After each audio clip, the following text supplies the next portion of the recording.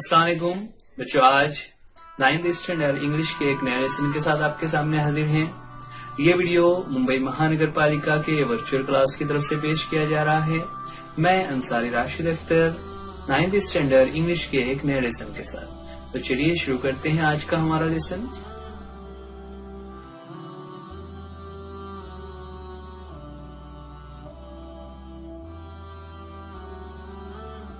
Ninth standard English के इस नए वीडियो में एक नया टॉपिक लेकर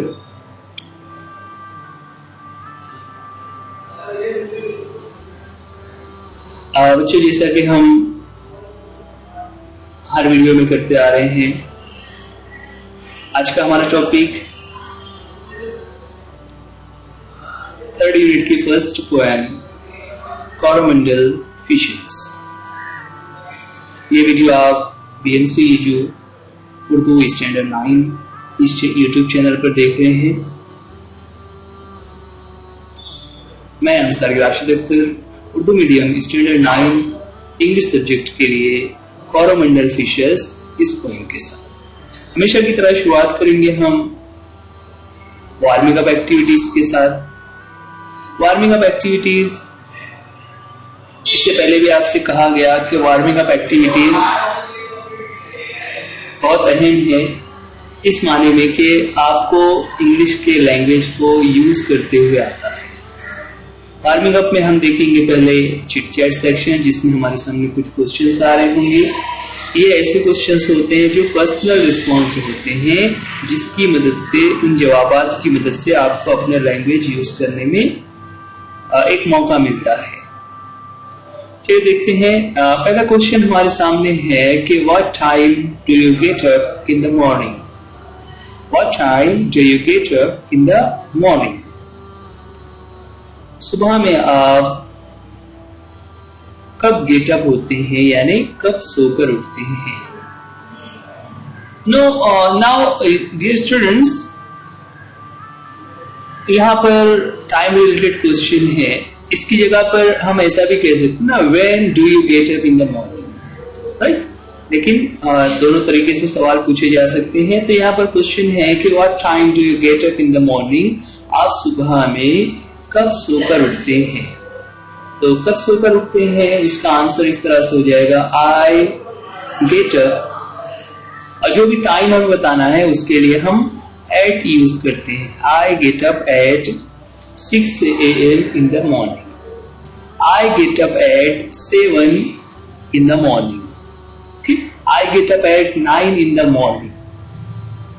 तो जिनका सुबह का स्कूल होता है वो बच्चे आमतौर से 6 बजे के आसपास उठ जाते हैं। आप बड़े बच्चे हो, आपको तो फजर की नमाज के लिए उठना चाहिए। और फजर की नमाज का वक्त आजकल सर्दी के दिनों में 6:30 बजे के बाद का चल रहा है। तो आप ऐसे कह सकते हो कि I get up at 6 in the morning. Okay, आगे बढ़ते हैं। सेकंड क्वेश्चन है, what time do you go to bed. देखिए बच्चों, एक चीज यहाँ पर ये ध्यान रखें, जब हमें किसी से ये पूछना हो कि आप रात में कब सोते हैं, तो उसके लिए हम ये क्वेश्चन नहीं पूछते कि when do you sleep. English में इस तरह से स्लीप का यूज नहीं किया जाता ना। उसके लिए हम ये पूछ सकते हैं कि when do you go to bed. Go to bed का मतलब वही होता है सोना ना। उसका लफ्जी माने क्या होता है, बिस्तर पर चले जाना। बिस्तर पर जाने से मुराद है सोना। So what time do you go to bed, आप कब सोते हैं।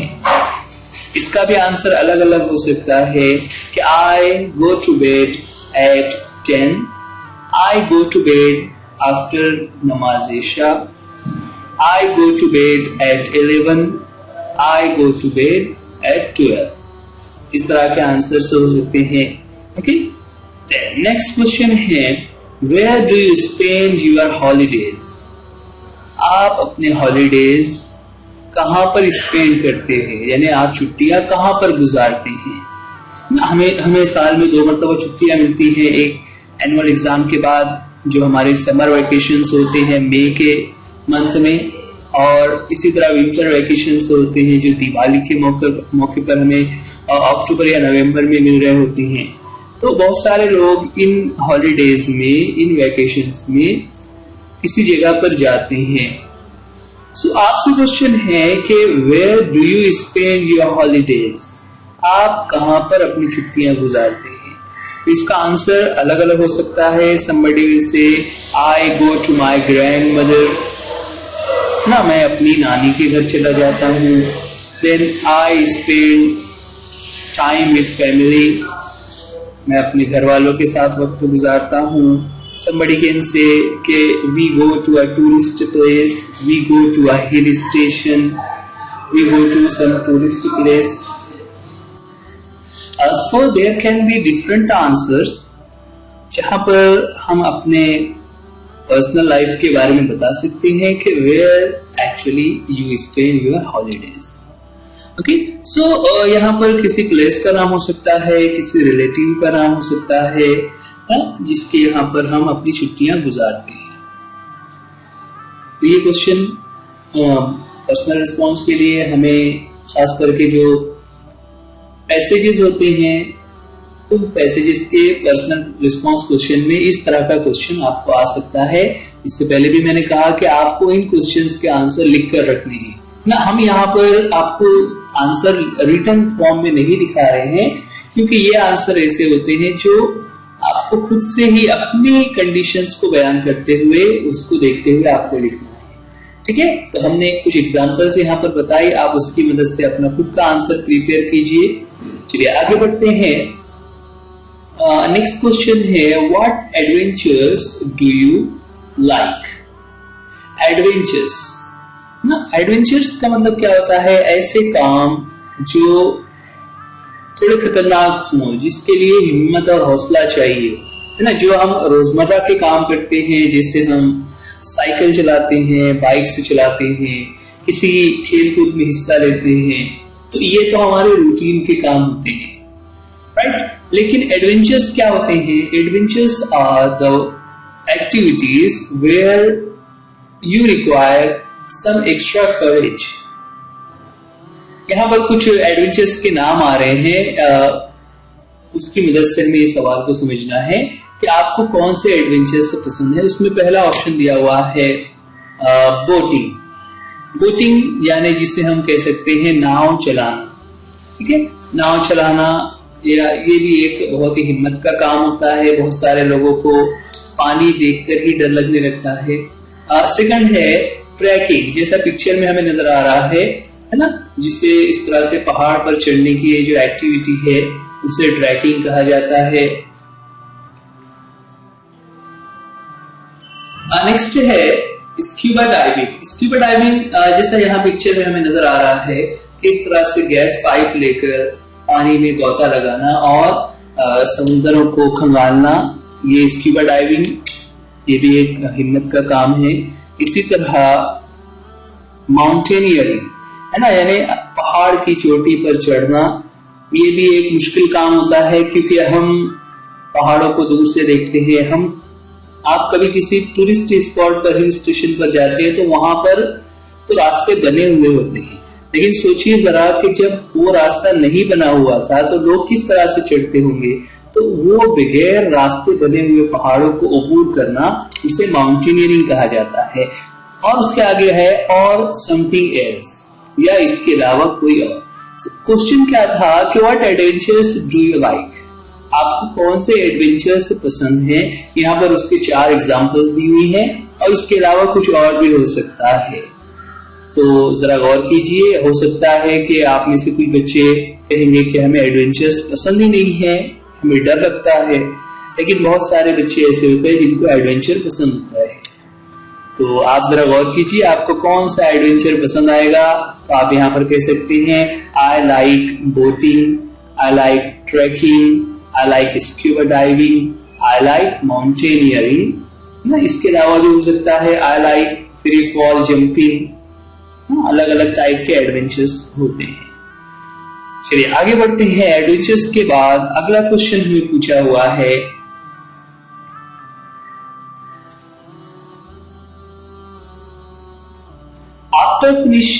after you finish your education, would you like to work close to nature? है ना, देखिए यस नो क्वेश्चन है कि जब आप अपनी एजुकेशन फिनिश कर चुके होंगे तो क्या आप नेचर के करीब रहकर काम करना चाहेंगे, यानी कोई आप ऐसी जॉब ढूंढेंगे जो आपको नेचर से करीब रखे। तो गौर कीजिए कौन कौन से ऐसे जॉब हो सकते हैं, जैसे फार्मर की जॉब होती है ना। अब फार्मर की जॉब तो नहीं होती, फार्मर अपना खुद का काम कर रहा होता है। उसी का नेक्स्ट क्वेश्चन है कि what would you like to, आप क्या करना चाहेंगे। तो आप कह सकते हैं कि I would like to be an engineer working at sea, I would like to be a forest officer, है ना। इस तरह का आप कोई जॉब कर सकते हैं। तो ये कुछ वार्मिंग अप एक्टिविटीज के क्वेश्चंस थे। अब आते हैं हम एक्चुअल पोएम पर, जिसका टाइटल है कोरोमंडल फिशर्स। अब ये जो वर्ड है कोरोमंडल, ये एक्चुअल में ये जो एक बीच है जिसे हम मुंबई में देखते हैं, मुंबई में हम चौपाटी कहते हैं, है ना, जुहू चौपाटी कहते हैं वगैरह। इसी तरह कोरोमंडल एक कोस्ट का एरिया है, साहिल का इलाका है, जहां से जो वहां के फिशरमैन हैं, जो मछुआरे हैं, वो अपने जहाज लेकर, अपनी कश्तियां लेकर समुद्र में जाते हैं मछलियों को पकड़ने के लिए। इसलिए यहाँ पर उन्हें कोरोमंडल फिशर्स कहा हुआ है, यानी वो फिशर्स जो कोरोमंडल में जाती हैं मछलियां। बच्चों इस पोएम के बारे में खास बात, यहाँ पर ये जो तस्वीर आपको नजर आ रही है, ये है सरोजिनी नायडू, जो इस पोएम के पोएटिस हैं। सरोजिनी नायडू, इनका नाम आपने तारीख में सुना हुआ है। वो एक मुजाहिद आजादी रही हैं, आजादी की लड़ाइयों में उन्होंने बढ़ चढ़कर हिस्सा लिया। और यहाँ पर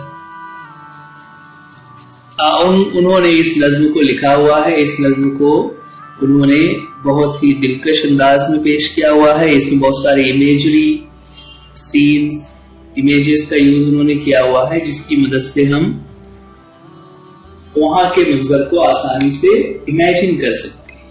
ठीक है, चलिए पहले हम शुरुआत करेंगे पोएम की। पोएम को हम रीड आउट करेंगे, फिर बाद में हम उसको मीनिंग को समझने की कोशिश करेंगे। लाइन्स है, rise brothers rise, the waking skies pray to the morning light. Rise brothers rise, the wakening skies pray to the morning light. The wind lies asleep in the arms of dawn, the wind lies asleep in the arms of the dawn, like a child that has cried all night. The wind lies asleep in the arms of the dawn, like a child that has cried all night. Come, let us gather our nets from the shore and set our catamarans free. Come on, let us gather our nets from the shore and set our catamarans free, to capture the leaping wealth of the tide. To capture the leaping wealth of the tide, for we are the kings of the sea. For we are the kings of the sea. ये था first stanza ना। First stanzas में बच्चे यहाँ पर ये बड़ी बड़ी लाइन से है ना, लेकिन यहाँ पर ये इस तरह से एक लाइन आ रही है, ये एक ही लाइन है। आगे कहते हैं सेकंड स्टांजा में, no longer delay, let us hasten away in the track of the seagull's call. No longer delay, let us hasten away in the track of the seagull's call. The sea is our mother, in the cloud is our brother, the waves are our comrades all. The sea is our mother, the cloud is our brother, the waves are our comrades all. What though we toss at the fall of the sun, where the hand of the sea god drives. What though we toss at the fall of the sun, where the hand of the sea god drives? He who holds the storm by the hair will hide in his breast our lives. He who holds the storm by the hair will hide in his breast our lives. Coming to third stanza. Sweet is the shade of the coconut glad, and the scent of the mango grove. Sweet is the shade of the coconut glad, and the scent of the mango grove. The sweet are the scents of the full of the moon, with the sound of the voices we love. And sweet are the scents at the full of the moon, with the sound of the voices we love. But sweeter, O brothers, the kiss of the spirit, and the dance of the wild forms glee. But sweeter, O brothers, the kiss of the spirit, and the dance of the wild forms glee. Row, brothers, row to the edge of the verge, where the low sky meets with the sea. Where the low sky meets with the sea. तो ये थी हमारी poem, जिसमें हम देख रहे हैं there are 3 stanzas, each stanza carrying 4 lines, लेकिन चूंकि लाइन्स लेंदी है ना, लॉन्ग मीटर में इसको लिखा हुआ है, इसलिए उसको शॉर्ट करके इस तरह से उसको 2 लाइन में एडजस्ट किया हुआ है, वरना मीनिंग के हिसाब से हर स्टांजा में देयर आर 4 लाइन्स ओनली। ठीक है, इस पोएम की पोएट इज सरोजिनी नायडू। आगे बढ़ते हैं, अब आते हैं हम एक्सप्लेनेशन की तरफ कि इस पोएम में एक्चुअल में क्या बताया जा रहा है, उस मीनिंग को समझने की कोशिश करते हैं। जैसा कि हम देख रहे हैं, बैकग्राउंड से ही हमें उसका पस मंजर समझ में आ रहा है कि किस तरह ये पोएम फिशर्स और कोरोमंडल के बारे में लिखी हुई है। तो चलिए शुरुआत करते हैं। सबसे पहले फर्स्ट स्टांजा की लाइन से है, rise brothers rise, the awakening skies pray to the morning light. है ना, यहाँ पर राइज का मतलब क्या होता है, वो उठने के लिए कह रहे हैं कि चलो उठो, उठो भाइयों उठो। The awakening skies pray to the morning light. Awakening skies ये एक्चुअल में सन को कहा हुआ है ना, मतलब जब सूरज निकल रहा है तो उस वक्त को उन्होंने इस तरह से डिस्क्राइब किया है कि the awakening skies pray to the morning light. सुबह की जो रोशनी है उसकी आसमान, वो आसमान जो वेकनिंग है, वेकनिंग कहते हैं जगाने वाले को। जगाने से मुराद कि जैसे ही सूरज तुलू हो रहा है, सुबह होते ही सूरज के तुलू होते ही पूरा आसमान जो है वो रोशन हो गया है, इसलिए तुम लोग भी उठ जाओ। The wind lies asleep in the arms of the dawn like a child that has cried all night. ना, the wind यानी हवा। अब हवा जो है lies asleep, वो सो रही है in the arms of the dawn। इस सुबह के वक्त, जो सुबह सादिक का वक्त है, उस वक्त उसके हाथों में हवा सो रही है। मतलब क्या हुआ कि अब हवा शांत हो गई, हवा जो है वो पुरसुकून हो गई है। लाइक अ चाइल्ड, जैसे कि कोई बच्चा, that has cried all night. ना देखिए यहाँ पे ये लाइक अ चाइल्ड, ये कंपेयर किया उन्होंने विंड को। विंड रात भर शोर मचा रही थी, तेज हवाएं चल रही थी, तूफानी हवाएं चल रही थी, लेकिन अब जिस तरह एक रात भर रोया हुआ बच्चा सुबह के वक्त खामोशी से सो जाता है, विंड भी उसी तरह से पुरसुकून हो गई है, खामोश हो गई है। Come let us gather our nets from the shore. ना चलो हम अपने जाल को शोर, शोर कहते हैं बीच या कोस्ट को, है ना, साहिल को शोर भी कहा जाता है, sea shore. So and set are catamarans free. Catamarans यानी जहाज, ऐसी जहाज जो खास करके जैसा हम आगे की तस्वीर में देख रहे होंगे कि जिसमें ये जो फिशरमैन होते हैं उसमें बैठकर वो अपने जाल को दूर तक पानी में ले जाते हैं और जाल को फैलाते हैं। तो हम अपने उन कश्तियों को, उन नाव को आजाद कर देते हैं, खोल देते हैं। To capture the leaping wealth of the tide for we are the king of the C.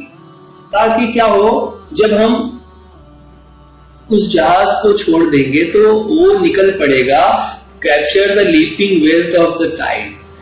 Wealth of the tide से मुराद यहाँ पर जो मछलियां उनके जालों में फंसेगी, उन मछलियों को कैप्चर करना है, उनको पकड़ना है।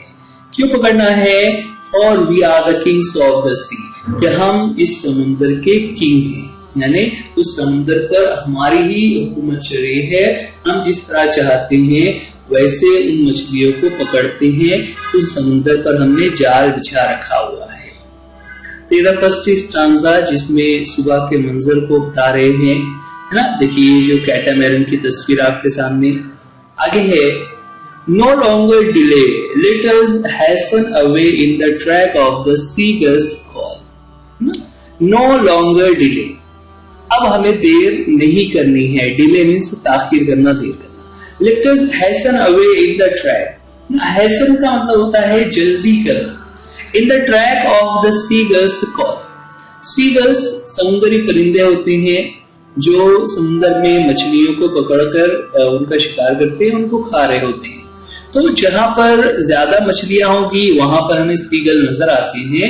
तो एक तरीके से जो फिशरमैन होते हैं उनके लिए एक ये सिग्नल होता है कि जहां पर सीगल नजर आ रहे हैं वहां पर मछलियां हैं, तो उन्हें उस तरफ सफर करना चाहिए। यहाँ पर वही कह रहे हैं कि let us Hesson away in the track of the seagulls call, कि चलो हम सीगल के कॉल यानी सीगल्स की जहां से आवाज आ रही है उसी ट्रैक पर, उस रास्ते पर चलते हैं। The sea is our mother, the cloud is our brother, the waves are our comrades all. देखिए यहाँ पर उन्होंने सी को मदर, क्लाउड को ब्रदर और वेव्स को कॉमरेड कहा है। कॉमरेड मीन्स फ्रेंड्स या साथी, उसे हम कह सकते हैं ना। ये एक तरीके से मेटाफर उन्होंने यूज किया। What though we toss at the fall of the sun, ना, यानी हालांकि हम toss at the fall of the sun, fall of the sun से मुराद यहाँ पर कि शाम के वक्त, कि हम शाम के वक्त हमारी किस्मत हमारे हाथ में नहीं होती। Where the hand of the sea god drives, जहां पर सी गॉड हमें लेकर जाता है वहां पर हम जाते हैं। यानी समुद्र में देखिए इस तरह की छोटी सी नाव, जैसा हमने इस स्टांजा के पहले तस्वीर में देख रहे थे, पीछे आपको नजर आ रही है, तो वो नाव जो होती है उसमें ज्यादा चीजें कंट्रोल नहीं होती। तो जिस तरफ समुद्र ले जाता है, समुद्र की लहरें उसको ले जाती हैं, उस नाव को उस तरफ ही चलना होता है। तो उसी को कह रहे हैं कि we toss at the fall. Toss यानी हम उछलते हैं, जिस तरह से पानी की लहरें चलती हैं हम भी उसके साथ साथ चल रहे होते हैं, जैसा समुद्र की जो लहरें हैं हमें चलाती हैं। उसके बाद भी वो कह रहे हैं कि ही से मुराद यहाँ पर गॉड को कह रहे हैं। He who holds the storm by the hair, कि वो खुदा जो अपने हाथों से वो जो स्टॉर्म होते हैं, स्टॉर्म कहते हैं समुद्री तूफान को, कि समुद्री तूफान के जो बाल हैं उसको पकड़ के रखता है, यानी उसको कंट्रोल में रखता है। And will hide in his breast our lives, कि वो हमारी लाइव्स को अपने ब्रेस्ट में छुपा कर रखेगा। ब्रेस्ट से मुराद वो हमें अपने सीने से लगा कर रखेगा, हमें वो उस समुद्र की मौजू के हवाले नहीं छोड़ देगा कि हम उसके साथ बह जाएं या उसमें गर्क हो जाए, डूब जाए, बल्कि वो हमें अपने सीने से लगा कर रखेगा, हमारी हिफाजत करेगा। थर्ड स्टांजा है, sweet is the shade of the coconut glade and the scent of the mango ground. ना, sweet is the shade of coconut glade. Coconut यानी जो यहाँ पर नारियल के पेड़ लगे हुए होते हैं बीच पर, उन बीचेस की जो मिठास है वो बहुत ज्यादा खुश करने वाली है। And the scent of the mango grove, और साथ में जो मैंगो के बागात है, मैंगो के झाड़ लगे हुए हैं, है ना, उसकी खुशबू भी बहुत दिलकश है। And sweet are the scents at the full of the moon with the sound of the voices below. लेकिन इसी तरह से ये जो scent at the full of the moon with the voice of voices below, कि चांद की रोशनी में जब पूरा चांद नजर आ रहा हो और उस चांद की रोशनी में जब समुंदर की लहरें चल रही होती है तो उससे जो आवाज निकल रही है वो ऐसी आवाज होती है जो हमें बहुत ज्यादा पसंद है। By sweeter, O brother, the kiss of the spray and the dance of the wild foams glee। और but sweeter, लेकिन और ज्यादा मिठास होती है, और ज्यादा उसमें खुशी होती है। O brother, the kiss of the spray and the dance of the wild foams glee। wild foams glee, गिली से मुराद यहाँ पर खुशी का एहसास, कि और ज्यादा हमें खुशी होती है जब हम उस वाइल्ड फोम यानी जो समुद्र के झाग को देखते हैं। और फिर लास्ट में कह रहे हैं, row brother row, row to the edge of the verge, है ना। रो का मतलब होता है जहाज चलाना, तो चलते जाओ वहां तक जहां पर पानी और समुंदर का पानी और आसमान, where the low sky meets with the sea. Meets का मतलब यहाँ पर होता है मुलाकात करना, मिलना, कि जहां पर समुंदर और आसमान हमें मिलते हुए नजर आ रहे हैं, हमें उस वर्ज पर, उस किनारे तक पहुंचना है ताकि हम वहां जाकर उस डीप समुद्र में मछलियों को पकड़ सके। तो देखिए यहाँ पर सिंपली एक सीन क्या था कि सुबह का वक्त है और जो फिशरमैन है वो अपना मछलियां पकड़ने के लिए जा रहे हैं, लेकिन उस सीन को पोएटिस ने बहुत ही इमेजरी और मनाजिर के साथ यहाँ पर पेश किया हुआ है। अब यहाँ पर कुछ इसकी पोएटिक चीजें हम देख लेते हैं। सबसे पहले राइमिंग वर्ड्स और राइम स्कीम। 4 स्टांजा एक एक करके हम देख रहे होंगे। पहला स्टांजा हमारे सामने है। पहले स्टांजा में अगर हम देखें तो जो फर्स्ट 2 लाइन्स है, फर्स्ट 2 लाइन्स में राइमिंग वर्ड थे लाइट नाइट ना। देखिए जैसे मैंने पहले कहा कि ये बड़ी लाइन्स है लेकिन उसको लिखने के लिए इस तरह शॉर्ट किया हुआ है, तो लाइट नाइट ये दोनों राइमिंग वर्ड्स हैं। इसी तरह नेक्स्ट 2 लाइन्स में है फ्री सी, ये दोनों राइमिंग वर्ड्स हैं। अब इससे पहले आपको बताया गया कि जब राइमिंग वर्ड्स हमें मालूम हो तो हम उसकी मदद से राइम स्कीम बता सकते हैं। राइम स्कीम किस तरह करते हैं कि जो पहला वर्ड है फर्स्ट लाइन का लास्ट वाला वर्ड, उस वर्ड को हम नाम देते हैं ए।